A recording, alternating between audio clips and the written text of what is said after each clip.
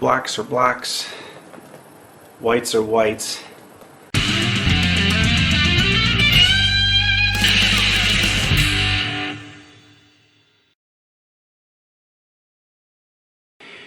Okay, well, taking the back wasn't that difficult. Taking it off, that is. There was a plastic piece here that needed to be removed first. It covered a couple of screws. It's got a little handle, and I couldn't get the back off without taking this off first, which revealed two hidden screws there and there. Once I got those out, I was able to remove the back very easily. It just came out no problem.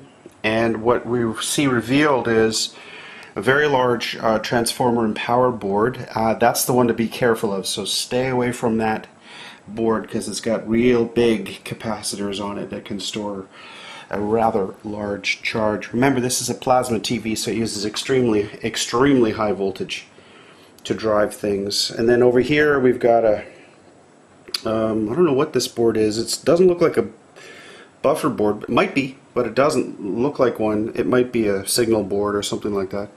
Anyways, you've got these push-in connectors here. So what I'm going to do is I'm just going to give it a push and feel if it's wiggled out. No, watch out for these big components. No, that's all fine. And if you remember, where I had to tap the television was on the right side of the front, which is the left side of the back, and that's here. And if you look closely, we've got a big, what looks like a big buffer board with 1, 2, 3, 4, 5, 6 connectors, and the problem is either going to be this connector here, which I doubt, or this connector here, which is the one that I think, this guy, the black or the white, that's going to be where we have our trouble.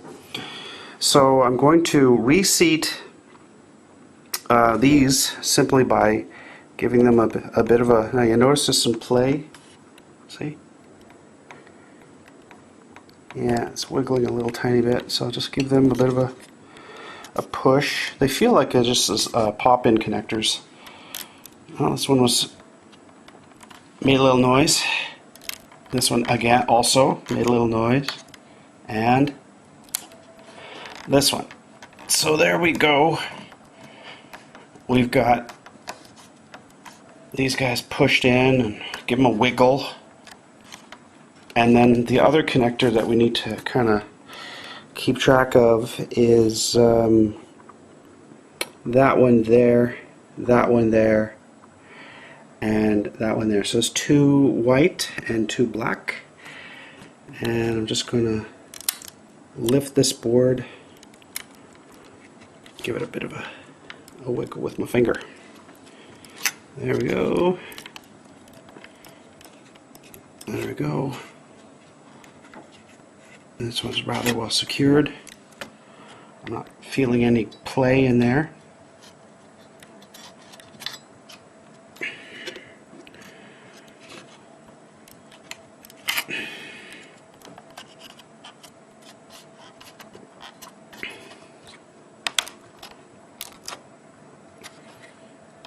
Yeah, this lower connector made click sounds when I gave it a squeeze. And what some other people are doing is they're actually using like a tie wrap or a means of physically connecting these connectors better together. But I think that's probably good enough.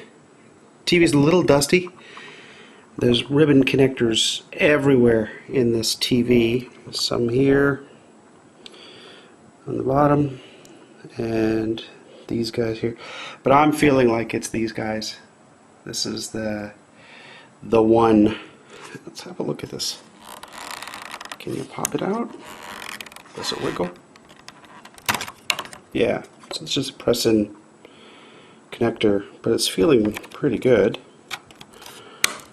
There we go. So we could pop them all out.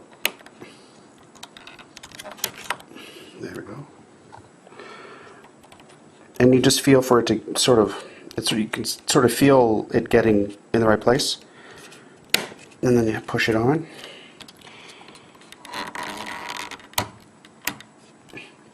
There, it looks fine.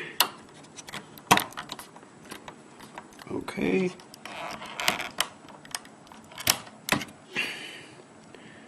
Looks okay. Nice and popped on. Oh, this one's quite loose. Yeah, quite loose. And this one.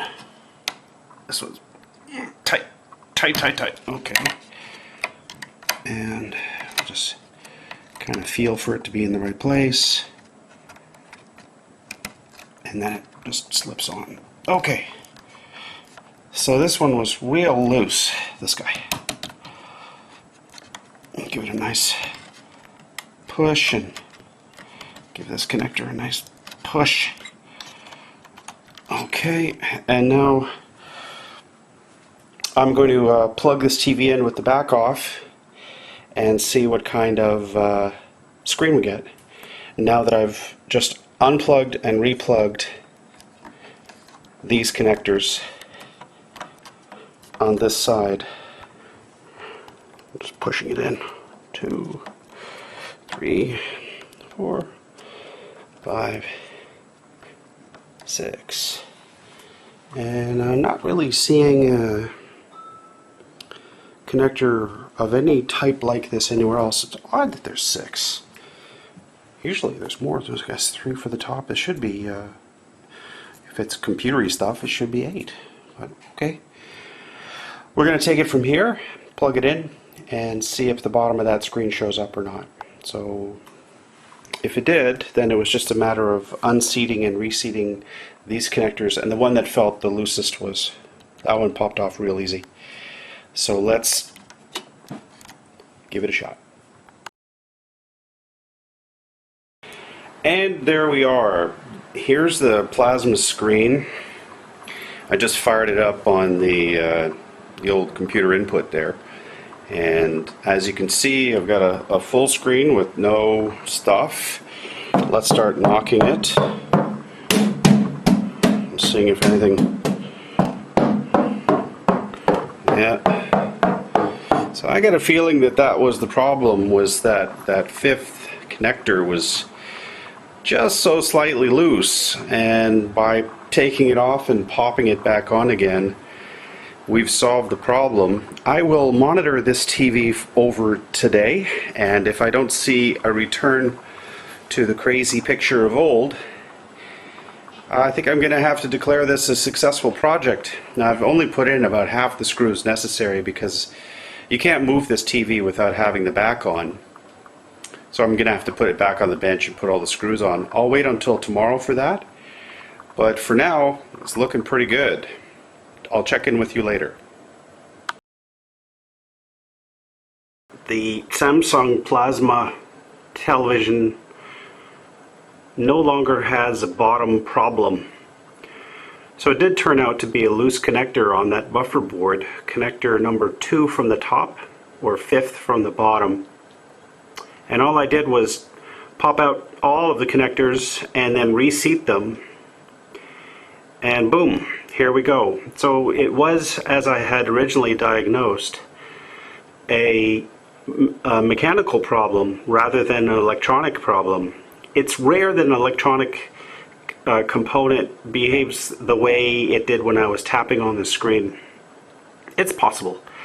It's possible when you have a cold solder joint. It's possible when you have a very borderline component, but it just seemed to be to me to be a mechanical connector type problem. So that's what I did. And let me explain to you what happened.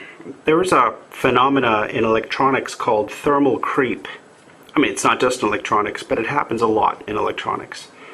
And what happens is devices get hot because they're not 100% efficient, right? So they generate heat as well as motion and luminescence, as with this plasma display. So the heat, which is a byproduct of the electronics doing their thing, causes components and boards to expand and contract. Now, when two materials expand and contract at slightly different rates, they can start to grow apart. And that's what happened here, is that component, that one connector may never have been seated properly when it was in the factory, so it was already marginal. And then over time, because it wasn't quite snapped in, it popped out a bit more and a bit more and a bit more, to the point where this TV became, according to the original owners, unusable. Now this is a rather nice display, I must say. As you can see, the blacks are really black. Unlike an LED, which features a backlight, which can bleed through. Plasma is used a slightly different way to generate color. So with a plasma display, black is really black. I mean, it's one of the best technologies for reproducing film. And that's why I was so excited when I found a plasma display. The downside of a plasma is they are horribly energy inefficient. They suck power. So this thing is like running a hairdryer, full blast, all the time it's on. So plasma is one of those pleasures that you take in small drafts. So for those of you who kind of want to recap, let me recap. I got this thing out of the garbage. It was sitting by the roadside. It looked terrible. It had a anti-glare coating on it that was all scratched up. It really looked awful. So I ended up removing the anti-glare with solvent, and then a nice screen emerged.